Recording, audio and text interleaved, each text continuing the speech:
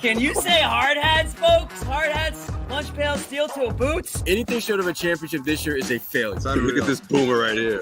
You've just got so much talent here. Somebody said we need to apologize for Jalen. Can I close it, John? What are we apologizing for? What did we say? What did we do?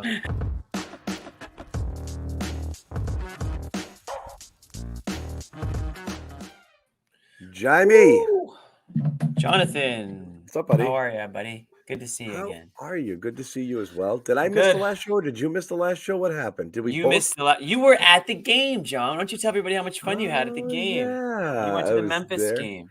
I did. That was the last game. It's been that long, huh? Sunday. Yeah, I missed the I think one or two before that. So I did. I brought the whole fam. Yeah. Excuse me. You saw a game. You saw a good game. You know what? It's almost better that was the game I brought the entire family to instead of one that I'd actually be into and want to get angry. Yeah. Like just no more bathroom trips. Sorry. Like this is it. Yeah, it was fine. I was like, it was fine. It was good. It was good. It was like a field trip. Yeah. Heard you saw Bobby and Josue I was right near Bobby and Josue. Our guy Rob from Portland. Sherrod. I know you gave him a shout out. I did. Yeah, which was great. And his two daughters. Yeah. I want to say Reeve and Charlotte, but I don't fully remember. Did you and Marcus did you guys lock eyes? Did anything like that go down? You had but I would have liked to. I'll tell you this because I didn't get my we'll get into this game. Obviously, we're going to get into Tillman. We're going to get into any and other potential trades. Bobby's geeked up. He's got a laundry list of names that Jimmy and I are going to have to Google. I've got my Google open.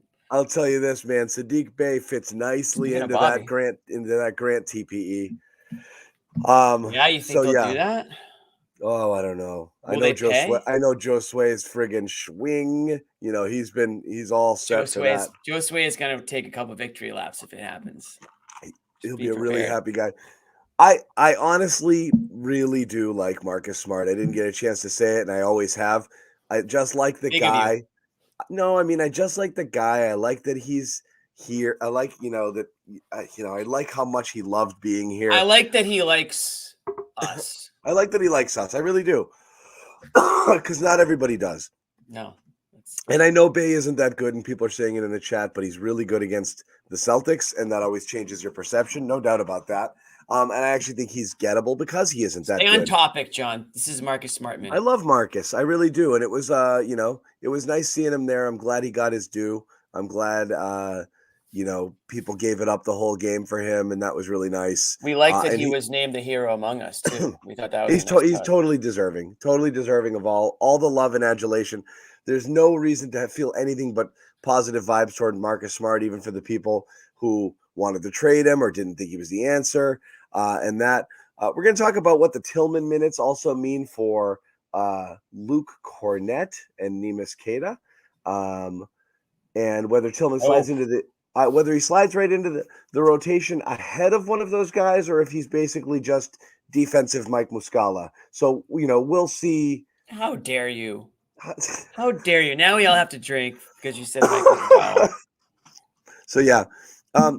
Number one takeaway from tonight's game, where we're going to start. One last thing on Marcus Smart. I think he's the type of guy that I think when he retires, I feel like we'll see him around the Garden. Like there's some players that you just know you're going to see him around. Like they'll remain part of the franchise and part of the community. I think Marcus Smart is one of those guys. Maybe he ends up back on the team as a player at some point. I have no idea, but I can tell you post-career, I think Marcus Smart, because of everything he's done in the community and within the organization, I think that he'll be somebody that you can expect to see around town. Smart as a Celtics lifer, even if he's not here now. I do wonder if he gets traded somewhere where he can actually make an impact. So that'll be interesting to see. I don't think so because I think they want to run it back. They think they can have something for next year. Here's the thing. You trade players, that's fine. I hate trading good players to hell. You just hate seeing them there. When Horford was languishing wherever the hell he was, Rocket Houston, OKC. He wasn't playing. Yeah, OKC. Yeah, OKC. that stuff's sad, even though Celtics didn't trade him. It's just weird to see good players just kind of waste away and wither away. You've only got so many good years left, and you go somewhere and you're absolutely just pissing one away. That stinks. So actually, I wouldn't mind it if he gets. I actually thought Rob was going to get traded as well, and I was going to kind of be curious to see where he goes and what kind of impact he would make. But a couple things. Let's get on to tonight, and we'll circle back to a lot of other stuff in a little bit. But ugly Tatum game. Not going to harp on it forever, but the takeaway is they won because everyone else was good. And Brown was kind of mixed bag sort of impact here, but I mean Tatum was gruesomely bad all game long. That step back is going to be that step back 3 is going to be the end of me. It really is. Like that's going to be the thing that finally just sets me over the edge. Yep, and that's going to be it.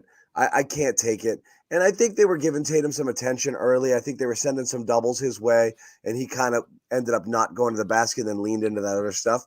But everyone else was so friggin' good, starting with your man, KP, and our man, Derek White. Derek White's also my man, but KP certainly our is a guy. That we've always been White guys, right? Yeah, we from the start, definitely from the start. And Al's gonna get his flowers, particularly on the defensive end. Al stood out to me first and foremost tonight. I thought he had a nice little hot streak offensively for them. The 3, he had a nice good dunk, good breakaway dunk, and then he had the 3-pointer. He was feeling it. He turned the clock back for a stretch tonight, and I don't know what his final line was, but I think he had 8 rebounds and double-digit points. Good game for Al.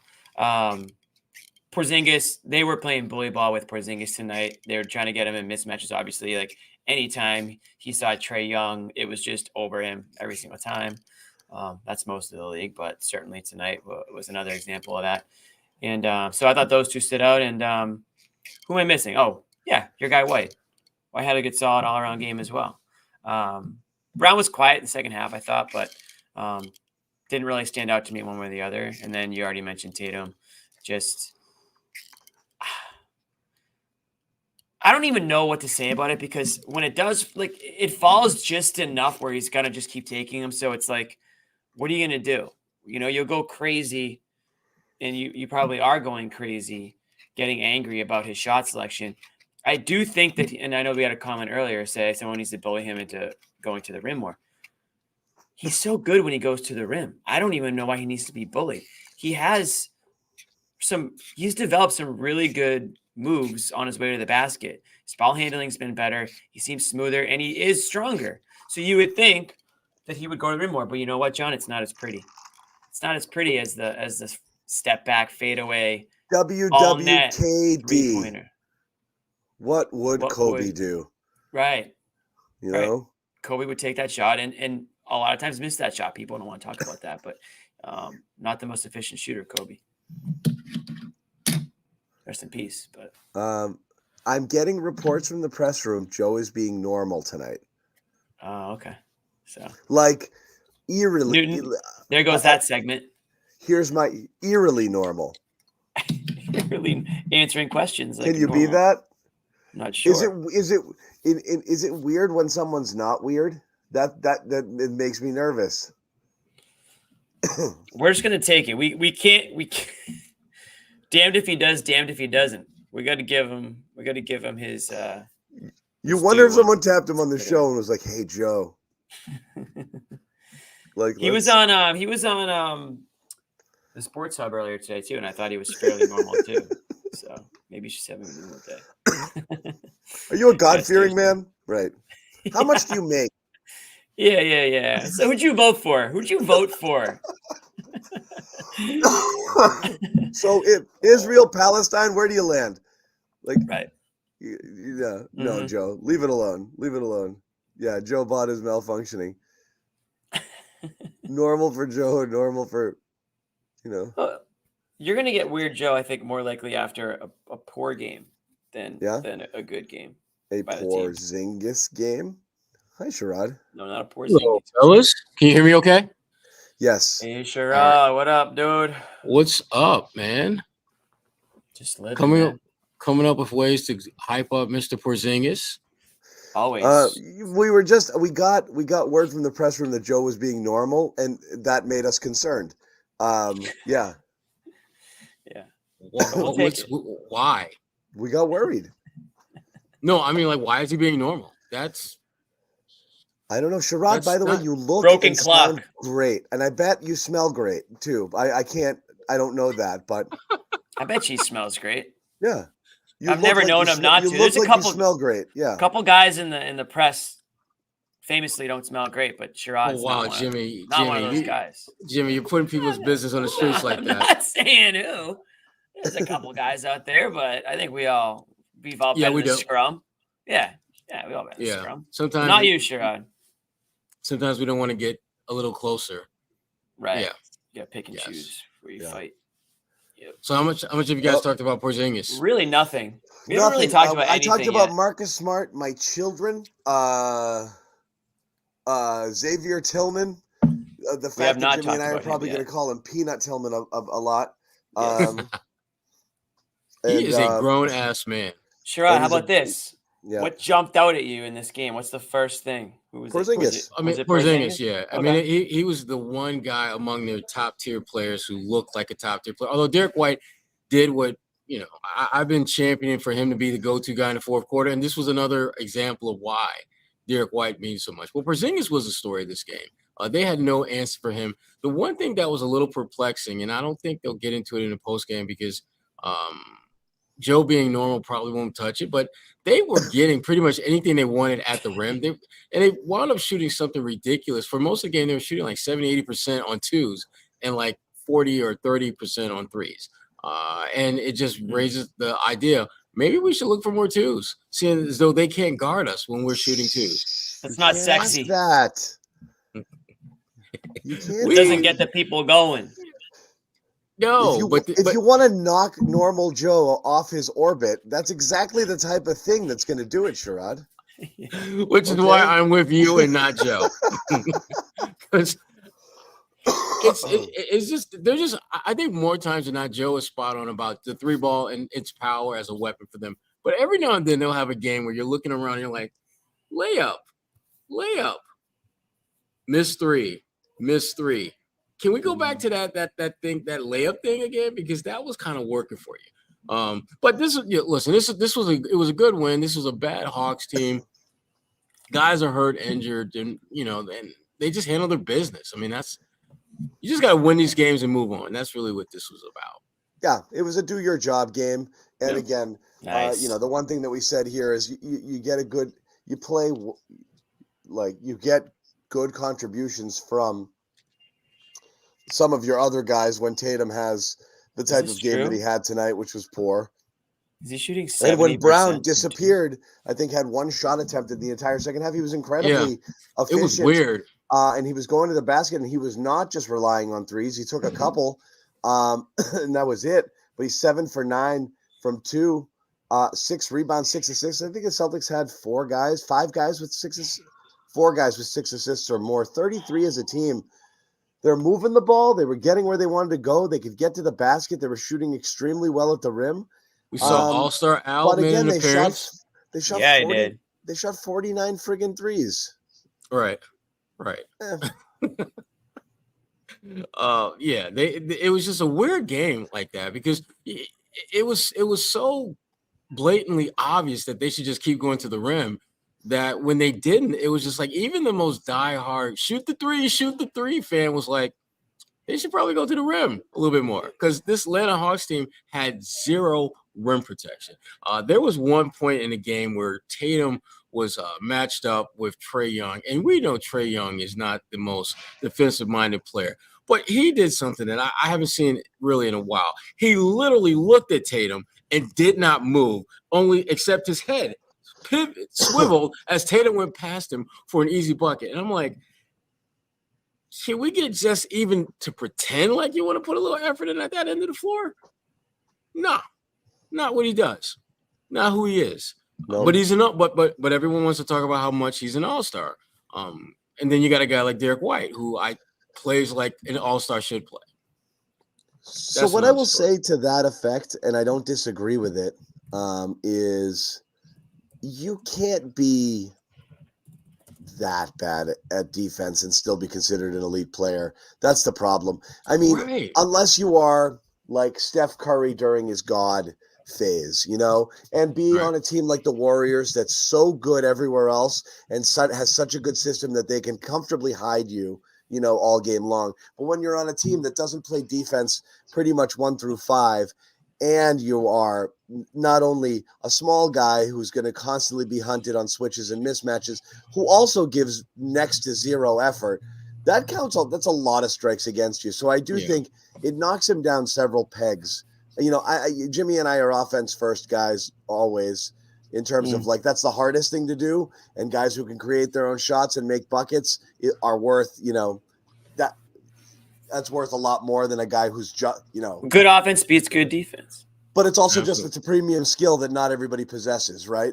But he's so bad there. He really is, and he just doesn't care about it. And that's always going to be the thing with him. But don't you think that they need to put better defenders around him so that that was part of the thinking when they went out and drafted DeAndre Hunter. He was supposed to be this utility defender who can defend 1 through 5 if called upon, and he hasn't been healthy enough to actually get that out of him. And when he has been healthy, he's been meh. But he made some plays tonight against Sam Hauser, which is no surprise because he knows Sam better than most guys. He played with him, so the Atlanta Hawks are a hot mess. But the Celtics, I like the fact that they came in here, handled their business. It didn't really play with their food too much, except the last 4 or 5 minutes when it got down to like a 5-point game, and Atlanta had a chance to make it a 1-possession game. Sadiq Bey missed probably one of his best looks all game long. And then Porzingis hit that shot with 18 seconds to go that just put the game away. But it was a good win. It was a good win. How much did you guys talk about Tillman? I like Tillman. We're going to get there. I would like I'll wait. If you like him, I'm gonna play a normal Joe bite. I had it and I lost it. Amit, what happened to it? I didn't see it. I went and looked and didn't see it either. Actually. Damn it. It was there. It was there, and then it wasn't there. I was just going to go to it. Anyway, we'll get to it in a minute. Have you seen much of Tillman? In the past, not so much this year, but since he's been in the league, I've seen him play half a dozen times. He's a physical, strong, just the kind of guy that you don't have on this roster right now, if we're being frank about it. They don't have a guy that you can legitimately say in that front court is a tough guy, other than Al Horford. But Grant without the shot. He's Grant without the shot, without the mouth, without the annoying element that he brings. He's about that business. He's a physical guy. He's cut from the same cloth as Draymond Green from the standpoint of just being tough. Those Sparty bigs, that's who they are.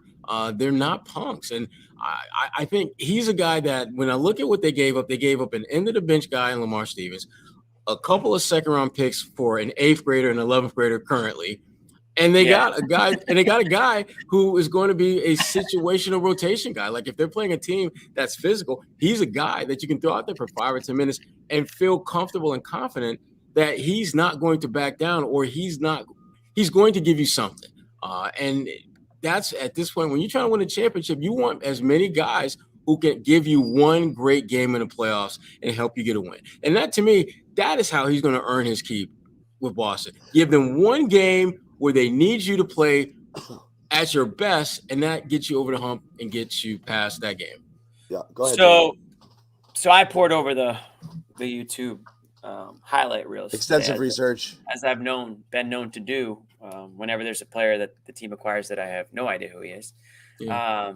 And I will say, Brad did it again. This guy's a beast. This guy's unbelievable. And Jimmy, the one thing that you probably saw when you watched his clips, although the clips may have, I saw everything. He doesn't score. He is not a guy that's looking to get buckets. And Jimmy, this is what problem with highlight clips. This is the problem. I saw a lot of clips of him scoring, Sherrod. Jimmy, he scored 17 points all season, and they show you all 17 points he scored, and now you think he's a scorer. He is not a scorer, Jimmy. He is not going to get you buckets other than maybe putback. But on YouTube, he scored. He's a YouTube scorer. That's what we'll call him a top tier elite YouTube scorer. So let me 17 points this year. Throw some respect on my guy X's name. By the way, they call him X in Memphis. I want to say this: he doesn't need to score. So throw all that aside. The thing I will say that I did notice, though, saw a couple. I thought John specifically would like this. He can pass. He's got a little pass to him. He's not just a big guy who's physical and bruises around. There's a little finesse in that game. I like his physicality. I do think that he can score around the rim, Sherrod. I actually did see him hit a 3. I'm not saying I expected to see him hit a 3, but I did see him hit a 3 in the clip that I saw. And I think that listen, he can carve himself a role at the end of this rotation. I really do believe it. If I'm Keita, I'm a little bit nervous. If I'm Luke, I'm a little bit nervous because he's going to be more physical than Luke, and he's more polished than Keita. So right off the bat, you kind of have a guy that could probably do more things when he's out there. Not to mention, he can guard all 5 positions, and that's probably what Brad liked the most about it, is that he's versatile. So you can put him out there almost like in an Al Horford type situation. A guard like Holiday misses the game tonight. Slide out Horford, and these guys can just switch 5 players. Tillman can do the same thing. You put him in there, he can probably guard, switch on to almost anybody. So, and that's the thing. And this is where it's going to, I'm going to predict mine and Bobby's argument already. But no. Jimmy and I are on the same page here with this. Is if you have a team that has as much talent and two-way players who can do everything as the Celtics do, and they have 6 of them, okay? Right. I want everyone who's coming in off the bench to be a specialist, essentially. And, you kind of are building that a little bit here, too. You have Sam Hauser, who can hold his own on other aspects of the game, but he's coming in there to do one thing, and that's knock down threes.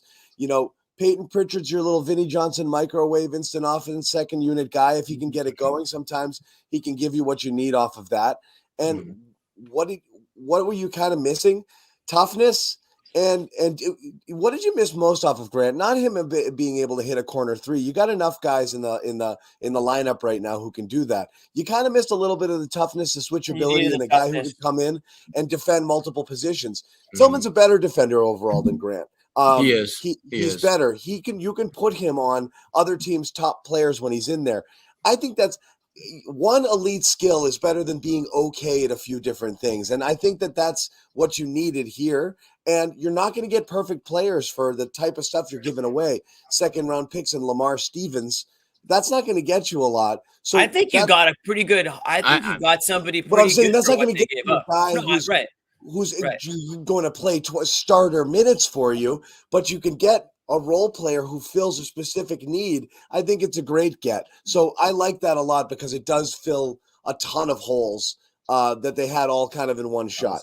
Yeah, and you start looking at the comment I wanted to say, you lost, you kind of replaced the Grant Smart toughness now with Tillman and Holiday. So you're not lacking in that department anymore. And that was something I know people had pointed out at the beginning of the year and during some losses, how they didn't have that. So go ahead, Jimmy. I know you're trying to jump in. Sherrod, you had something to say. No, I was just going to say that the one thing, and you guys have kind of touched on it, is that adding him does not replicate anything that you already have. He's giving you something that's unique, that is different than what you have, and something that you actually need. When you think about this Celtics team and the fact that they're built to make a deep playoff run, at some point, they're going to play a team that is going to try to punk them.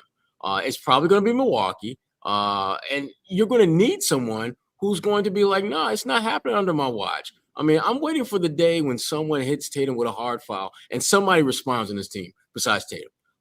I'm pretty confident that Tillman will be that guy if he's on the floor. That's the thing. He's got to play. Right. And he's a guy that when you start looking at Jimmy, you did your YouTube research, you know that he's a guy that folks don't really want that smoke because he can move too. He can move, and he's big, and he's strong, and he's a guy that knows he's not going to be out there for a ton of minutes. So guess what? He goes super hard when he's on the floor. That's what you need. He plays like a guy on a 10-day contract. Most of the times when I've watched him play, he plays as if I may not get a chance to get back on the floor tonight. Whereas, some other guys on that Celtics bench, they just kind of, they play their game and they do what they do, but they don't play with that sense of urgency almost every time they get out there the way he does. So I'm seeing visions of Anthony Mason in his head right now, You know what? I've been trying to figure out who he reminds me of. He doesn't have Mason's game, but he's got that kind of like low key.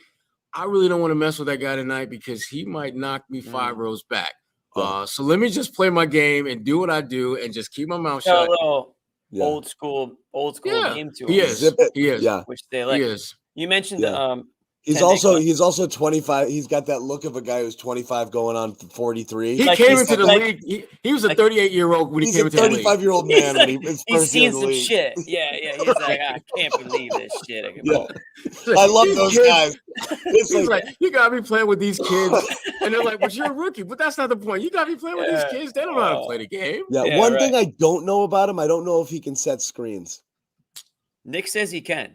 I'm just messing with you. You blew the bit. My bad. I didn't realize that. The only reason I said this because I saw Nick write it like 14 times in the chat. Sorry. Let me say one thing before I forget it. I was just doing the Tillman car wash earlier today, and B-Rob had a little thing on him, and kind of another wrinkle here is, and Sherrod, you mentioned he always plays like he's on a 10-day. Well, he's actually an unrestricted free agent after this season. So he has a lot to play for, A. And B, from B-Rob is a good point. The Celtics, although they don't have a lot of money to use and spend, they have his bird rights now. And so there might be a situation where they can actually lock this guy up beyond this year and on a roster where maybe you get him at a decent price, a guy that still has, a lot to prove, obviously, in the NBA, second rounder. So it might be a good trade for them even beyond this year. Now, obviously, this year matters more than future years, but there just might be a little bit extra to it. And again, you gave up, like you said, Sherrod, a couple of middle schoolers and Lamar Stevens, who, if we did a tribute video to Lamar Stevens, it would just look like a glitch. It would look like a glitch, or it would just like in and out so fast. So we're not going to do that. So. No, I'm leaving this comment up because I wanted to address it from our man Kess, a loyal Garden Report. That's a great question, Kess. Great question. So question. There is fear, and we were going to get into that. Like, Joe's got his comfort zone, right? And his little binkies, and he's pretty set. And he likes his cornet minutes, and every once in a while he, likes to go double big, and he just does what he does. And he finally settled into it after a year of not really knowing what to do with the players he had on his team and how to work those out. He's got a very clear, hierarchy of his top six and then the other people who fill out those minutes. Is he going to be like, okay, here's this guy's name is Delano Banton. This here is and introduce him to the Stay Ready crew. I was going to say Stevens, but he's not there. I want you to get to know these guys. You're going to be spending a lot of time with them, These are your friends. Here's O'Shea. That guy's name is Svi, I think. Head over, talk to those guys. They'll show you the ropes. It's cool. When I need you, I know where to find you. Don't call me, I'll call you. And he just kind of leaves him there. Yep. Yeah, and I think he's at that point in his career where, again, you want to play for teams like the Celtics if you're a very specific specialist type guy, because you know that if they don't have any tough guys, at some point they're going to need you, and you're going to get a chance to play, and you're going to have to prove your worth. And if you already have that 10-day mindset, which he plays with more times than not, it's just a matter of just when, not if, you're going to get an opportunity to do good things. And Jimmy, your point, as the Celtics, they're obviously focused on this season and this moment, but we all know that when you start doing the math, they're going to need to get high-impact, low-cost players, guys that can help them that aren't going to cost a ton of money, and he could very well be one of those guys. Would not shock me at all if he has a good end of the season / postseason with the Celtics, and they put an offer out on the table for him that, again, probably is below his market value, but for him, having been in a situation here in Boston where he got a chance to win, and hopefully they win a championship, it might be enough to convince him to stay. I mean, it's a good situation for him. He's, assuming he gets playing time, he's going to get some national spotlight. He's going to get the playoffs. I mean, he wasn't going to get any of that playing out the rest of the year in Memphis. So no, you get some nice ribs. You get to hang out with Marcus Smart, which is what it is.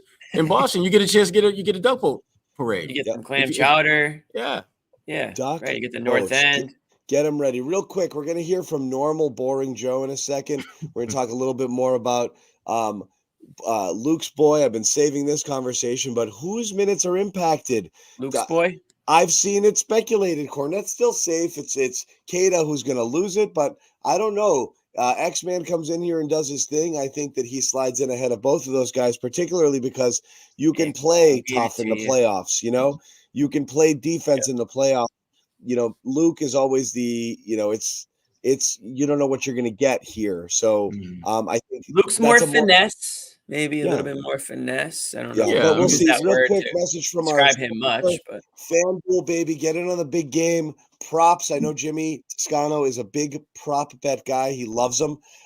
We'll talk more about that going forward. But all you got to do to get in on the action, you want to sign up for FanDuel ahead of the big game. If you haven't signed up already, it's a great opportunity to take advantage of this special offer, and that's $200 in bonus bets if your first bet of $5 or more wins. So here's the thing. You got to sign up, win a bet of $5, really easy. Do it now, guys. Don't 200 wait and Sunday. Put that crap on ridiculous props and parlays and all sorts of Super Bowl stuff, and have a fun Super Bowl Sunday. You know, here on FanDuel. Once again, FanDuel.com/Boston. Head on in, take advantage of this special bonus when you sign up today. Bet 5, you win it, and you get it. And that's it. Get started. Jimmy, what's your spread? What's your Super Bowl spread? Where are you hosting? I actually am hosting. I got bullied into hosting. I ended up somebody sent me a flyer that said I was it was like a flyer about me hosting, and I didn't even make it. I couldn't believe it. We're not going to get too crazy for the Super Bowl. We're gonna try to put some of the work on the fine restaurants in the area. So we're gonna stick pizza, wings. Gonna definitely do buffalo chicken dip, but we're gonna keep it simple. Probably some other little apps flying around, but should be good. It always is good. Couple beers, nothing too crazy. You don't want to be hungover on Monday morning. Some people say Monday after Super Bowl should be like a holiday because everybody's kind of treated their body like crap the day before. Now I disagree with that, but yeah, I can see why. Okay. What are you gonna do? I don't know. We're having the people who I'd normally hang with on the Super Bowl. We're getting together for like a dinner party on Friday. I don't know if we're gonna roll it back on Sunday or not, or I might just head over to a buddy's house and watch it pretty low key. But I don't think it's a big thing. I don't think we're going big. That's the thing is I hate the Chiefs and I don't really care about the Niners, so it's not like the good old days. If the Pats were playing, oh my God, it would be 100 people. I'd have 100 people over and turn the place upside down.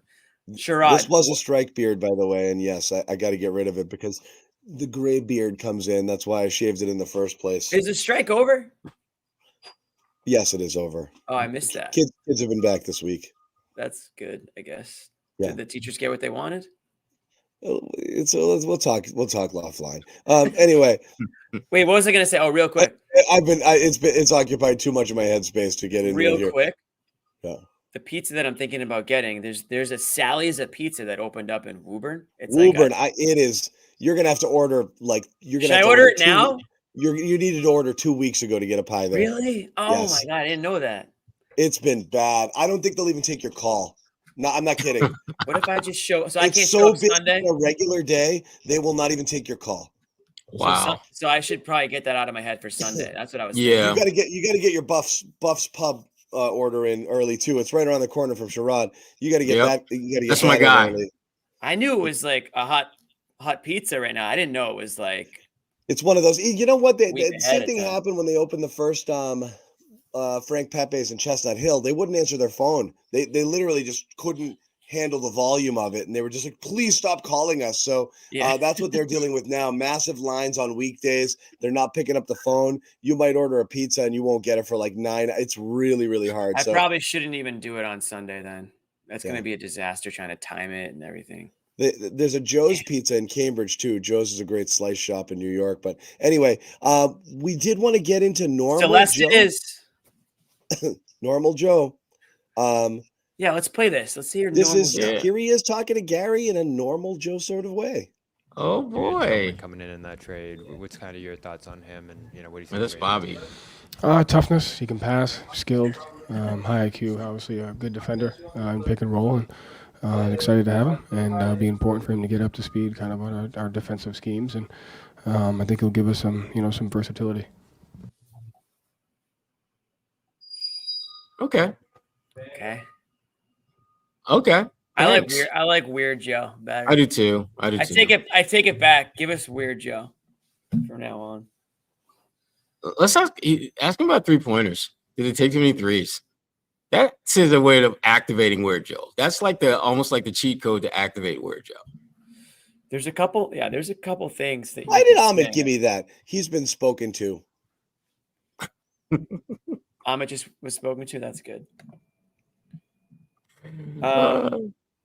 What about you say, Jim? You're about to say something. Oh shoot! Ahmed just said thanks for the invite for my Super Bowl party. Ahmed, I don't even know who's coming. You're probably on the list for all I know. Oh, it's a Celtics game on Sunday. Good save, Jimmy. I just outed myself. I'm not going to be on the show on Sunday. What time is the Celtics game? 2 o'clock. All right. That's also messing with my mojo. It would make it hard for me to host, but yeah. Totally outed myself. That's fine. We're going to get Bobby. I'm going to remove Joe because that was so disappointing. Get him out of there, Amit. Let's get Joe on X. Oh my God, I can't do that. I got to get to 4. Oh my God, you just turned into Bobby for a split second. No lie. That was weird. I did. You saw that, right? Well, there he is. There he is. John's on the right now. Everything's screwed up. Wait, Ahmed, do we have a 4 stat like a 4? Here you go, like John. do we have a Brady Bunch 4? This is better. This is good. You like this? I don't want the Brady Bunch. Oh, I like the Brady Bunch too. I think. Ahmed, I haven't seen it. Right here. No. Yeah. Joe, did you touch stuff? It's kind of like the Brady Bunch. This is fine. Ahmed, do we have that for 4 or no? I thought we did. Anyway, we'll stay like this for now. I thought we had it. What's up, Bobby? What's up, man? Cold Trade deadline week. So, Bobby, how do you like Tillman? Hold on, real quick. Was Joe spoken to? What? His press conferences. Bobby, are you outside? we're in the thick of it here. He's in the bike lane right now. Did you not get into the game? Did they not let you in? Yeah, I'm on Causeway. Oh man. Yeah. What about Joe? Well, why is he normal all of a sudden? Why is he normal? I thought he was same old Joe. Said the difference between the first and second half was that Bay was making threes early, and then the second half he stopped making them. I didn't throw too much credit toward, any defensive adjustments or, even the shot margins. Again, it goes back to making the right play. This one to me, though, John, really sticks out in the fact that they went 32 for 44 from 2, and they started the game 21 for 26, got to the rim at will, and then felt like in the second half, we're chasing that Hawks 3-point total, which I get in a matchup like this because the Hawks are going to get a ton up. The Hawks were staying in the game because they got so many up. And so you did have to balance that out a little bit. But then last 2 minutes, you just sort of launching. And I know there was a little bit of a lethargic effort there too. But the Hawks pull right within 5 with about a minute 20 left or so. And they had got a pretty good look. That was a great look that Sadiq had there. Yeah. Made it a 1%. It was. They gave up a really good look. And that would have made it 2 or 3 at that point. So it was a 5-point game. Yeah. Yep. Yeah. So this is a tough matchup for them still. Remember that first game? I think it was just a 10-point game. Hawks stayed in it for most of the night. Offensive rebounding for them, phenomenal. They're a tough matchup for the Celtics here, and it's potentially a first round matchup for them with where this Atlanta team's situated. They're starting to play better. I think they've won 4 out of 6. 4-game win streak before these last 2 losses where they play maybe the 2 best teams in the league pretty tough. And we'll see what they do tomorrow. They're obviously one of the teams connected in a bunch of different ways to many moves. Clint Capella could move, and DeJounte Murray's probably the biggest name floating around out there, scratched from this one. So that's obviously curious. But if they keep this team together, if they can figure out how to play at the level they were late last year, this could be another challenging first-round series for Boston here. They were in it throughout, and man, can Jalen Johnson play. He's looking like their second-best player, giving the Celtics trouble throughout this one. But credit to the Celtics. They look good in that double big alignment with no Holiday. I thought Horford was sensational. All those blocks in the third quarter that they made as a team, saving the ball on the baseline. That's a great effort. On the other hand, you don't love the effort waning in the last couple minutes there. No, they clearly checked out. With about 4 you could minutes see it too. Yeah, you could. I mean, it was so obvious. And I again, that shot that Sadiq had, with about a minute or so to play, I'm shocked that didn't go down based upon the way he was playing and based upon the fact that it was probably the best look he had in the second half in terms of shots. So, yeah. Got the win. Keep it moving. Else. I got nothing else on this game. No, I got nothing on this game. I got nothing else. I love Bobby. Let me ask you this. Word on it. My last word on it too, but let's get yours. No, I want yours. I just love the passing. I love the movement in this game. I love how aggressive they were going to the rim. They got Porzingis the ball pretty aggressively too. So there's some gripes out of this one, but overall, despite it being a closer game than you wanted against a team like this, and that lapse at the end, there's some great execution offensively throughout this game that you really haven't seen from them recently. Good connectivity, good shot quality, I thought, whether it was inside shots or out. Tatum, not as much, but he still made some good passes in this game. And his assist rate's taking a little bit of a jump the last week or two here. My question is this. Is there anything the Hawks did to make Tatum, to affect Tatum's shot profile tonight? It's a good question. They did send a double or two at him early, and they doubled Porzingis a little bit early too. Or they were bringing in help. He got trapped once, was a little slow out of the double early, and it looked like there was a guy shading on occasion when he was loading up and trying to drive. I don't know if that got to him a little bit. I just noticed that early.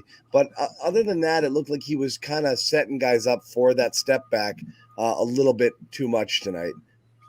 I think one of the biggest things that draws him into that is the big coming out on him. I feel like every time he gets a center on him, he's going to go to that step back and try to shoot over them. It's almost automatic if you go and look at some of those possessions. So that's part of it for sure. They'll make him a passer at times with the doubles, which I think works in Boston's favor when they're hitting shots. And they ran some good pick and rolls out of those too, where he got switches. And when he's going downhill toward the basket, I feel like good things happen. They didn't shoot a ton of free throws in this one. In fact, they lost that battle pretty decisively. So there's still some things to work on out of this one. But overall, I feel like he made timely plays here. It's just the settling, John. And Joe did get asked about that after the game, whether you keep attacking the rim, whether you keep going downhill in a night like this where he's getting whatever he wants at the basket. And I forget who asked the question. I think it was Corrales. Love that he throws in there. The rim protector's not out there tonight in Capella. It's similar to the Lakers game where you don't have Anthony Davis out there. So there's room to attack situationally. You can get downhill and get to the basket almost at will against this team. And good things happen when you go down there and make good decisions. You know, I had a conversation with Al Horford this morning about their lack of free throws, John. Say hi to Josue, Bobby. Say hi. What's up, fellas? Okay, go ahead, Bobby. What's up, Joe? What's going on? Why are you stopping Bobby? Keep going. No. I don't want you to feel ignored. I've been talking to Josue all night. Josue. But I want the people to acknowledge it. Say, hey, buddy. I want to react like a Norm, like somebody comes in, we just go ahead, Bobby. Finish where it up. Everybody knows your name. Bring it home. I'm starting to become a little obsessed with this, John. What is that sound? What in the world is going on? What is that? It's gotta be Josue, right? It's like someone shaking dice. Is that you, Josue? Is that you, Bobby? You're doing shaking dice. It sounds like an alien, from Independence Day, trying to both of you know where I'm at. You know this is the press room. There's no beeping in this. What's this? You get a little rattling sound. Why would we beeping in the? Mute him for a second. I guarantee you. Mute. Josue, mute. Mute yourself if you can. The beeping? No. Just mute. God, I just got to figure it out. There goes our segment. It's not happening right now. I just muted. Right no, you're good. You didn't mute it, but it's not happening right now. So, all right, go ahead. Nobody. It was weird. It was really weird. Okay, I'm getting a little obsessed, John, with their lack of shots at the basket, with their lack of free throws, and so a game like this for me, I hope affirms their ability to get there and make good things happen out of that spot, because you can still shoot 49 threes, John. Perfectly fine. And you needed to in a game like this. But you made 73% of your shots at the basket. I love that. And you found good looks there. That's the biggest reason that happened. And yes, you shot more threes than twos. You didn't get to the free throw line a ton. but I thought it struck a really good balance for them. And that's it, John. It's a balance. I'm fine with the threes they take a lot of the time, and I think you are too. I'm fine with it too because But you got to get to the basket too. Yeah. Right. I mean, that's what drives me crazy, right, Bobby? I feel like you see it more often, especially in this game in the first quarter, where, 4 from 5 in the paint to Kristaps Porzingis, just observing the mismatch. How many times he has someone that's undersized or a guard even, and they didn't think twice. And you saw that more often throughout the course of the game. And I felt like it established the inside presence, and it also started things up from the three-point range. You know, they got the open looks. The ball was swinging. Facts, my dog. So, yeah. The ball was swinging. Ball swinging. We did talk a little bit about it. Guys, you talked to anybody who say anything interesting tonight, or should we just move back to the trade stuff? You talked to your boy Sadiq Bey tonight, Joe? Balls were swinging. Did you tell Sadiq Bey that he fits perfectly into the TPE? I did not. Yeah. But Mazzulla had nothing but great things, obviously, to say about Tillman. I don't know if you guys talked about him yet. Normal, boring things. Yes, he did. Let's play. Let's play the clip. It's as good as it gets for Joe. Yeah. No, we've had better. I want old crazy Joe. We've had better. Well, he's going to give Tillman his flowers before there was a moment. Josue, John keeps saying he changed. Tell him about what happened pregame. What do you mean he's changed? What happened? That he was very normal. Normal, yeah. Well, you mean when he shut down the Tillman question? Yeah. Is that normal? So he got asked. No. That's what I'm saying. There was a very Joe moment pregame. Yeah, that's true. I thought it was more of a you can't tell the story. Keep it to yourselves, guys. Good details. Yeah, I'm asking for the story, Joe. He just shut down. He shut down the question. He said a reporter asked, Jerry Royce asked, "Can you talk about a particular big man out of Memphis that would be a great fit in Boston?" And before he even finished the question, he just goes, "Don't do that." And then next question, so he completely dismissed it. Now that it's official, during the game, it was made official. Jared asked the question again, and he got a different response this time. He acted like he knew exactly what he was talking about. Don't do that. Didn't you see the jiu-jitsu clip? That. Don't do that. It felt like a professorish, as if that this isn't the way you do questions. John, you gotta admit, you seen that jiu-jitsu clip. You might not want to say some bad things about this guy. That's why I stay here. Yeah, I might have to be careful too. Jiu-jitsu. Well, I missed it, I think. That balls were swinging. That's John. That's got to be part of that. We have to bring that back. Balls are swinging. The balls are swinging. I don't think it was plural, but all right. We should call him Joe. We should call him. Definitely wasn't plural. It's like I think that's lyrics from a Christmas song. Anyway, we should call him Joe Jitsu. You go ahead and do that. You go ahead and do that, Jimmy. I'm gonna call him Joe Jitsu. I like it. That'd be Sam Cassell with his big swinging. No, you don't. You don't like it, Bobby. Joe Jitsu has a nice ring to it. Easier than Joe Mazzulla every time. Yeah, Joe Jitsu. Joe Jitsu. That was off of Kristaps. What was it? IG. Yeah. It makes. I wonder if Joe likes that. He might have been like, I hope this doesn't make me look bad. He's talked about it. Yeah. Yeah, but to see it like that move he did. When's the last time you see a head coach do something like that? Intimidate you? No, it didn't intimidate me. It's just like, kind of did, Jimmy. Yeah, Bobby's like it intimidated the hell out of me. What are you talking about? Bobby was cowering in the corner. Yeah. Saw that. I don't think you can beat. I don't think there's anything you can do that beats that. I have to see it. I haven't seen it, to be completely honest, but I will definitely look at his Instagram. All right, so let's get in quickly. The question everybody most wants to know, Bobby, is what happens to Luke and Keita? Does Tillman slide ahead or behind of Luke right now in the rotation?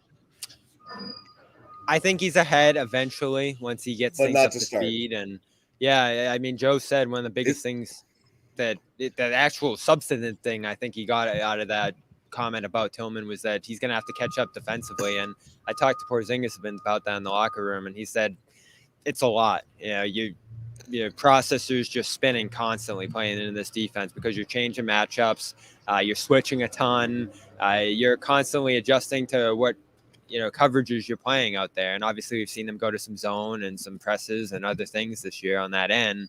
how ready is Tillman to fit into a lot of that, even their drop. And I'm interested to see too, do they put him out there alone? Do they put him out there with other bigs? Because if he's playing with Horford, they'll probably be switching everything. And, you're going to see him in some wing matchups, some guard matchups even. And obviously we had DeMichael Cole, who covers him in Memphis, on earlier when the news broke. And he said he will go out and cover some guards, which is a big thing. And eventually, John, I do think that's a reason he'll pass Luke in this rotation, is Luke's pretty limited on a matchup basis. You can't get him on the perimeter guarding guys, and it goes pretty poorly. If you have a guy who's going to be able to switch pretty aggressively on the perimeter, that's a big thing for them right now. My only question with him in terms of fitting, especially in a playoff rotation, is he a guy that defenses can ignore? And the numbers are horrible this year. You look at them, the efficiency. How much of that is that Memphis team he's playing with that we saw the other night that has nobody on it? Probably a significant part, I'd imagine. He shot 60% last year, which is much better. But this is a nice piece. Like, I'm not going to do backflips here and say he moves the needle in a ginormous. It's not. It's just. Is he gonna contribute some? Because again, like we said, we joked about it earlier. I said earlier in the show, is this defensive Mike Muscala who's never gonna play? He's it's gonna the be opposite end of that spectrum. Yeah. Is he gonna never play? You made a move, and we're like, oh great, what are they gonna do with him? And the answer is nothing. The good thing is, John, you give up 2 seconds, which that's real. That's a real cost now in terms of maybe you could have done some other things with it. One of them's in 2030. But who the hell knows where we'll be by then? I really like him. I really like him as an emergency option. If you lose Horford for a game or two, if you lose Porzingis for a game or two, you did need someone that could go out there and, with playoff experience, produce. And you look at what he did against the Lakers, I think last year. 8-8 in that series, solid minutes on Anthony Davis. You couldn't ask that out of Brissett and Cornette, I don't think. So you needed this, I think, for the right price. And this is the right price when you think of Stevens in 2 seconds. I was pleasantly surprised to see this afternoon. Yeah, I mean, he gives you another, in case of an emergency, crack this open. You don't have enough of those guys in the Celtics team, and that's great, especially when you gave him a couple of middle schoolers and a guy at the end of your bench, to get him. So this was a good, really good deal for the Celtics when you're considering what they invested to get him and what they could potentially get back in return. So I'm good with this deal. And to your point, Bobby, it's not the blockbuster trade, but this team doesn't need that. They literally don't. They don't need that. They need to add around the edges as opposed to making a brand new centerpiece. They don't need that. So he did that. He did that before the season, right, Sherrod? Brad Stevens did that before the season. You traded for Porzingis. You traded for Jrue Holiday. You have the best team in the NBA right now. You just want to get the finishing pieces. A muscle guy who can come in there, do the dirty work for you, especially if someone's in foul trouble. Especially going up against someone like Giannis. Joel Embiid may not be in the picture as much as, say, a couple of weeks ago, but I just think having that insurance policy, having that sort of muscle coming off the bench who has proven himself, who these guys clearly believe in as a versatile defender, I think it's great. I think it's great for the Celtics. I think it's a great way for Brad Stevens to put the fantasy touches to this team, especially when you look at the way he's put together this roster, put together this rotation with guys. Thanks, Pete. He's already spent those future first round picks that teams would dream for, bringing in someone like a Jrue or someone like Derek White, who's obviously blossomed into this borderline fringe all-star, whatever you want to call him. But it's a key piece. These are all important pieces. Al Horford, is another one that Brad used for future first round picks. So you send away a couple of second rounders for someone like this for an insurance policy. I'm okay with that. But back to John's point. Built to win a championship. Back to John's point, though, he needs to play. Right. He's an expiring contract. Can you keep him? I mean, it's not a big deal, right? That's what April's for, Bobby. I mean, let's think about it. A lot of these guys are going to dial back their minutes. Joe Mazzulla's going to dial back a lot of these guys' minutes for heading into the playoffs. You got to get used to playing them with actual players, not like Mike Muscala scored 36 points in a game or something. Remember that he game? Did, right? That was his debut. Yeah. It was his debut. Nobody, and he comes in there and and we're like, oh, and then he was a DNP like in 9 straight games. You didn't see him in a, So he's not exaggerating. They have to work in. You can't work them into everybody. You have to work them into regular rotations and see how they play with the big boys, because you're going 9 deep max in the playoffs. And if he's going to play real minutes, he's got to play them kind of soon-ish. I think you throw him into the fire. Who cares? Like, these are the meaningless games. And you just got through the rough part of your schedule. You've got some cupcakes coming up. I throw him into the deep end right away and just play him the way you're going to play him. Treat it like you would. What happened with Derek White? Like, they just threw him in, and maybe to his detriment, but they had no choice. We got to integrate you because we brought you here to help us. If he's really here to help, you have to play him early. You can't wait 15, 20 games until Joe's like, I don't know what to do. He's got to play. You got to play him, but I don't think the Muscala comparison is going to end up being accurate, because he's a defensive-minded player first, and that's how he's going to get on the court, because he's not going to kill you when he's out there. Sherrod said it off the top. He's not a scorer. They didn't trade for him because they need a little offensive boost. Yeah, he can do some stuff around the rim, and he's athletic, and he can run the floor. He can make some passes, and he can grab some boards for you, and he can be physical. He's some version of Grant with the toughness and the physicality without the outside shot. Yeah. Kind of reminds me. Yeah. Somebody said it earlier. It wasn't my first time saying it, but I originally thought, like, size wise, I was thinking like Brandon Bass without the 18-footer or 15-footer that Bass Leon Poe. Same idea. Exactly. Guys that are, I don't know if he's going to drop. She's not going to drop 20 points in game 2 of the finals. But real quick, shout out Sosa. Thank you for the super chat. And yes, we do think the Celtics can compete with the Clippers and the Nuggets. Just want to give a shout out. Oh, absolutely. Yep. They can compete with anybody. Obviously. It's not they're not chasing. They're not chasing anybody. They're you know. They got the bullseye. He gave us $10 too. Thank you, Pete. And this is why I didn't care about the deadline. I like that they did this. It's fine. It's insurance. But they didn't need anything, because you have all the talent you need. And yeah, you're right, Jimmy. You might have needed some insurance, but you fully healthy have all the talent you need to win it all. There's no keeping up with other teams or matching up and this and that. They have what they need here. It's going to be a mentality thing. It's going to be a consistency night to night, quarter to quarter thing. Don't you feel more comfortable with this guy coming in than? No offense to Keita, but like, this guy's more proven in the league. You couldn't play Keita for a second in the playoffs. No chance. Well, they were lining up to have that possibility though before this. I don't think it was going to get there. I don't think it all depends. I mean, I'm listening. Again, it's a couple minutes here or there, but point being, if something happened to Horford or Cornette, I mean, you were very thin at that. You were in trouble. Big position. So I feel like this is a guy that, all right, Tillman, get in there. And like, no one's like, oh, here we go. You know, he's going to go in there and do his thing, be like energy, physicality. So he can switch on defense. We talked about that earlier. I think that was one of the reasons why Brad brought him in here, is because he doesn't have to worry about, you know, again, when Luke's in there, you know where Luke's going to be playing, you know, same thing with probably Keita to an extent. We just went past the comments from, I think it was Arian, who talked about who a guy like Tillman could be really well matched up. Cleveland, New York, Milwaukee, those type of teams. That's why he's here. That is why you have a guy like that, because he may go 8, 9, 10 games without playing. But if you're playing a team like Milwaukee or New York in the first or second round, in the second round, you're going to need a guy like that. And if you as much as I love Keita and think he's got a chance to be a decent player, he ain't ready for that kind of smoke.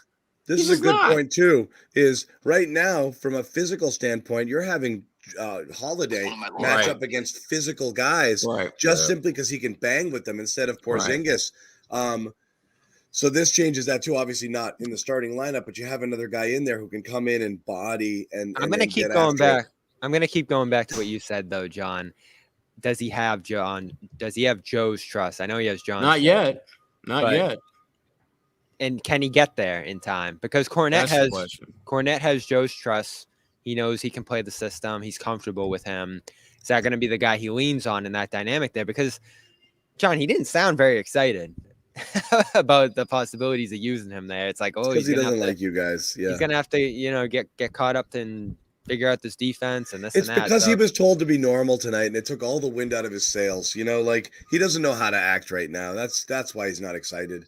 And we don't know how much he has how familiar he is with him other than maybe the few clips he's seen and maybe in some of the game preparation for Memphis. Jimmy sent him a YouTube video, and that's all I saw. But yeah, I mean, I think he doesn't watch NBA games. I'm watching one right now. It's called this YouTube video is called Xavier Tillman is a basketball genius, and it's 11 minutes long.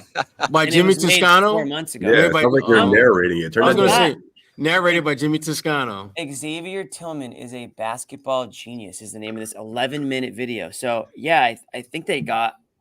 I mean, apparently they got a basketball genius. I didn't see it. Yeah, replay that. They got the Albert Einstein of basketball. I'm going to watch all 11 minutes of this after our podcast. And by the way, Sherrod, right off the bat, he talks about how he is a very underrated offensive player, not because of the scoring, but because of the passing. He said right after that. So yeah, I think we're going to be pleasantly surprised maybe by that.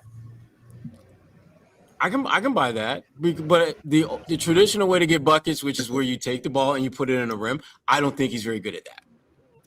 No, and you know our guy DeMichael there earlier said you could put a guard or forward on him, and he's gonna have trouble exposing him. You know, yeah, exactly. Just drift off of them real quick. Let's get into like. But $2 million, you can't beat that, John. It's reported. Nope. I mean, he's basically Steven's salary too. It's reported the Celtics want to add another player. They do have the grant TPE, and that's probably where you're going to slide something into. $6.2 million. Is that right, Bobby? Yeah. All right. Two things I want to talk about before we go. First, everyone give me your wish list here in that $6 million range, assuming that's what you're going with. Or who's a player you'd like? Now that you've seen they've added the banger big here, who can swing balls. Swinging balls and banging. Yo, does that mean I can make the outro? Word. Swinging balls. Who do you guys want? What's on your wish list? I'll let Josue go first with his because I already know. Sadiq Bey next, Bobby. No, it's not Sadiq Bey. You kidding me? You think those guys will let him go? He just went off today. He's in a contract year also. You got to pay the guy, or what are you going to do with him? So I think it might be another Hawk on the move, but I don't know. We'll see. The one who didn't play tonight. The one that didn't play exactly. We'll see. I think that happened. But here we're hearing Dunn, Lonnie Walker. I'm gonna go with Lonnie Walker because I liked him earlier. Yeah, I was thinking that, Jimmy, but I'm going. I like Otto Porter Jr., man. Get a corner. Soft. Georgetown soft next. 3-and-D, kind of clean up the corner. I mean, look, this team right now, Sherrod's not impressed. I honestly thought they would go for a wing position guy before they would get someone like Tillman, but Tillman does check a lot of those boxes, so it makes a lot of sense. But yeah, I mean, Lonnie Walker the fourth. How much trust do you have in Pritchard? I'm kind of on the fence with that. I'm still kind of thinking they still need to prioritize a backup wing, so I'm going to go him. I know it's not the craziest, not the most attractive name, but I've always wanted a wing. I don't hate it. Lonnie Walker the fourth. Lonnie Walker cooks, by the way. His point per minute, his point per 36 is like 40 points a game. Yeah, I mean, one of those microwave guys. Didn't he cook the Celtics? Again, how much do these guys have in Pritchard? I mean, he had a good game in one of those Brooklyn games on the road. If you're bringing in someone like Walker the fourth, then that means Pritchard is making buried, peanuts, right? He's making absolutely yeah, he's nothing. making the minimum, so you don't even have to use the TP. You just absorb him into the minimum. So sign him next year too. Yeah, I don't know what that costs. You need to sign him. Obviously, he's playing for a contract, so I think that complicates things a little bit, especially if he's not playing a big role here. I don't know. Fontecchio went, obviously, early to Detroit. That's a name you heard a lot with them. Konchar's a name I like. Probably doesn't make sense now with Tillman here. So there's not a lot of good wings. Like Jalen McDaniels is probably someone you think about. I think they've been connected to him in the past up in Toronto. Not a great player, but a young wing. Maybe a guy you can keep for relatively cheap. I think you got to think of something like that. And then, I think another guy they've always kind of liked is Torrey Craig in Chicago, who, again, doesn't have to play, can be that depth piece, can defend, can be a little bit of a veteran presence too. He's been on some good teams. What trait do you covet? What trait do you covet the most? What type? Even if you can't get one of those, what's the thing you want to see? Got to be funny. Got to be funny. Oh, I think it's gonna be. I was late with that. I was like, what? Funny. I think it's gonna be Good with kids. Down to earth. I know, right? At our age. Good with kids. Plays well with others. Doesn't take themselves too seriously.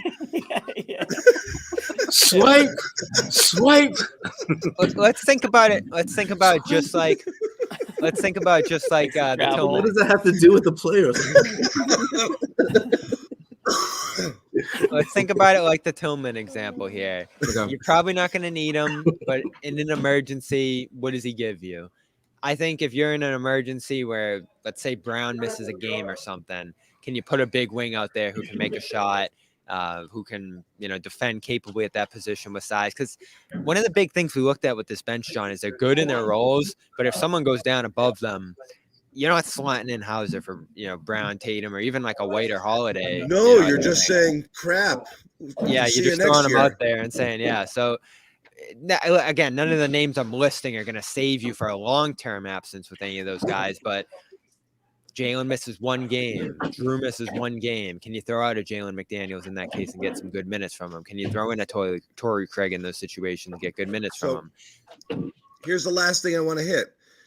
A lot of people saying this, and this is a perfectly fair comment here by Derek, and I've seen a bunch of it in the chat. Roster's good enough, even if you didn't add Tillman and you don't add anything else. Right now, you're looking at the roster and you're thinking they're fine, right? But we've already seen Indiana, Miami, and kind of load up a little bit with the acquisitions that they made earlier in the year.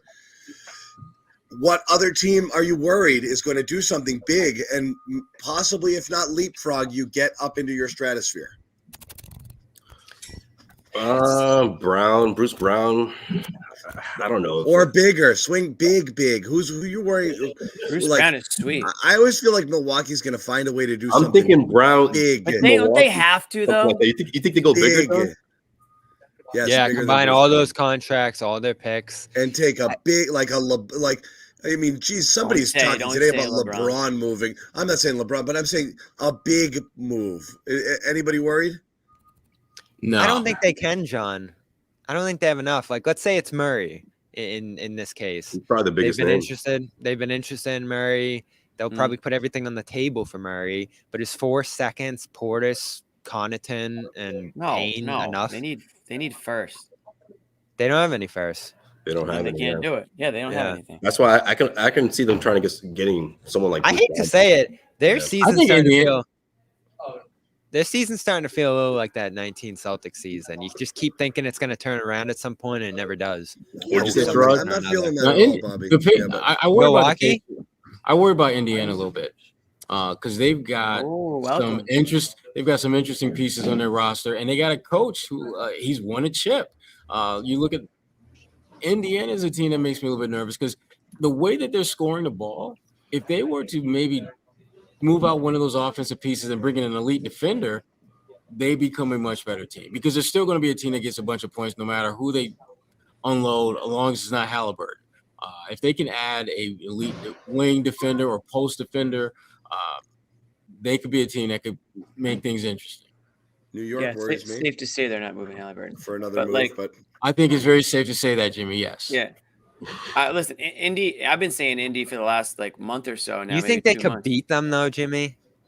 Bobby, what I said was in a 7-game series, you meet them in the second round, they're going to make it difficult for you. They're going to make you run. They're going to tire you out. They are going to win a couple games. I'm not saying, I'm taking the Pacers in a 7-game series, but I don't know what. I mean, they just traded for Siakam, and he hasn't even had a whole lot of time with Halliburton to really see what they've got there. So they're a threat, definitely. They're more of a threat than the Sixers are now without Embiid. Oh, yeah. Now it sounds like Embiid might be back. We're not really sure. They're going to obviously. And they got a hell of a coach in Rick Carlisle. Yeah, they have a great coach. You know, we haven't even mentioned the Cavs. The Cavs are playing great basketball right now too. I don't know what to make of them yet. I don't either. I need to see them a little bit more. But the point is, I think the Celtics will cruise in the first round, and then I think it's going to get difficult. I'm not saying I'm going to take the other team in a series, but it's not going to be a cakewalk. So I like the Tillman pickup, even though it's minor. Brings them a little bit of physicality if they do get into a Knicks matchup, for example. The Knicks are a physical, hard-nosed defensive team, and that's the type of guy that you'd probably want to utilize in that type of a series. So maybe that's something that they're thinking ahead on. I don't know, but I like what he can give you in that situation, at least. Yeah. I got one other thing if we're done. Yeah, you can. We're going to wrap it up, and I'll tell you guys. Well, you go ahead, Jimmy. No, I'll wait. It's really no. I'm gonna before we wrap it. I'm gonna have a message for everyone. But yeah. Oh, so my buddy, shout out to my buddy Schiff tonight. He went to the game.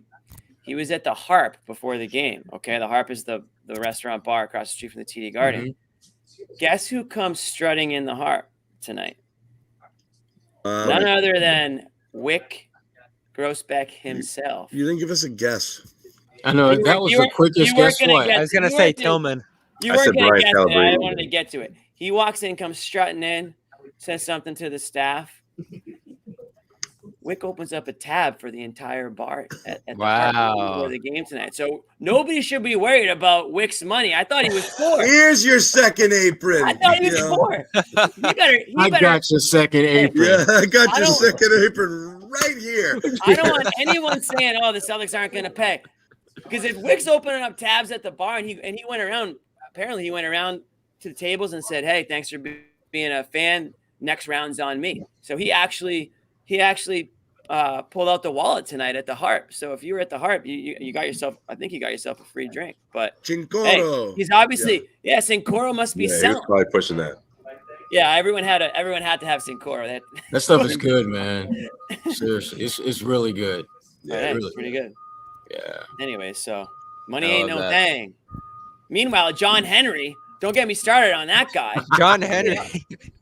John Henry is I think he's collecting cans around Fenway Park. He'd have people pulling out Venmos. John Henry won't spend a cent of his money on the Red Sox. He's only spending it whatever he collects in cans around Fenway and deposits for 5 cents is what did you say Schiff, SHIF, shout out Schiff. You would have it's a nickname. Yeah. Evan Marinovsky has a friend named Lenny Vegas. I think that's his roommate. Name. Yeah, I'm like that's Lenny Vegas is an elite name. It's an elite name. It's great. I see it on his Venmo transactions. Like, oh, there's Marinovsky sending money to Lenny Vegas again. That looks like it's on the up and up. Sounds like you should probably check out FanDuel. Yeah, I'm still doing that. Up and up. Come on, we have a code, Evan. Yeah. Yeah. Seriously. Yeah. All right. Well, we'll see what happens. As we said, tomorrow, the trade deadline, we are going to have a special trade deadline special tomorrow. Look for us. We're waiting to see what kind of activity we get. If there's breaking news, Celtics make a trade, we may pop in there and just jump in and go live as soon as that happens. If not, we'll kind of hang around, jump in prior to the deadline, maybe 2:00, 2:30. Ish, and just take you all the way through, track all the moves if there are any league wide, and talk about what the Celtics do, don't do, should have done, coulda, woulda, shoulda. But we'll be hanging out and we'll be, kind of just, experiencing in real time as you are, as well. So join us here, CLNS Media. Subscribe, hit that subscribe button. And turn on your notifications. That way you'll know when we go live. And join us and hang out middle of the afternoon. Let's talk some trades. Why not? Who do they play Friday? Wizards. The Wizards. Wah. All right, fine. The Wiz. I think if you're gonna pull up, maybe we'll get Tillman. We'll get some Tillman. Like in real time. Subscribe. Is that I might have said that. Yeah, who knows? I didn't say swinging my balls around, though. I know that. Nobody said worse and worse. Yeah. What the hell? I'm pretty sure I didn't say that. You were probably thinking it. I was thinking it. He swings the basketball around the court. Yeah. He is passing. I knew what you meant, Josue. Swinging it. Yeah. He's getting his rocks off. See? And on that note. I mean, passing the rock. I'd be like, he can pass the rock. What? John. It's time to go. On that note, it's time to go. It is time to go. It's time for bed. I got to get my red lights on. Guys. It's late. Okay. I'm on my red light. I'm on my red lights at night now. It's a Huberman deep cut. You got to go red light at night. Get the circadian rhythm back in motion. Does anyone know what this means? I don't There's want a few to. people. There's 1,000 people in this watching right now. I would say, listen, it's probably the 1%. The 1% of us. It's the 1% of us. No. What you said? The 1% of us will carry the rest of the 99, guys. We'll get you guys on red light therapy coming up soon. Not even therapy, just red light. Let's do that. But yeah, as soon as we shut this off, the red lights are going on. Yeah, are you taping your mouth too? Blurp would like to know. Here we go. Mouth tape. Hold on. Shut this off. This would be right in my face for the rest of the night. No more regular. Help you sleep? What's it supposed to do? You can't see that it's red, but it's helping me sleep. You can't see that it's. Hold on 1 second. No, Jimmy. We're not gonna hold on a second. We're gonna go away, Jimmy. We're gonna go the hell away. It's dropped. There it is. I was watching damn red lights. What the hell, Jimmy? Here you this go. Isn't a club. This isn't a club. Vibes are cool in here right now, man. It's just a red light. Just like my eyes are already adapting to like the nighttime, just like that. Okay, pretty cool stuff, guys. We will see you when we Look, see Jimmy, you. red light. Ooh. Wow. Jimmy's nightlight over here. Don't fall asleep, Sherrod. So, yeah. I am light. I am It low. was, as Fuzzy says, worth it. Totally worth it. All right, play the outro. I might do all the shows like Totally this from worth now it. on. Bye. Is this Shifty? Is this Shifty approved, Jimmy? That's what I want to know. Yeah. Is Shifty approved of this? It's Shifty approved, yes. Yeah, Yes. all right. Okay. We will see you guys All right. tomorrow. NBA trade deadline. Celtics loading up. Good night. Wait, Amit's got an outro for us, I think. No, he doesn't. He said he was going to work on an outro. He had a phenomenal game. Forfeit's out. I think it's an option. That did not sound like a chair. It was a freaking chair. It does sound like a chair.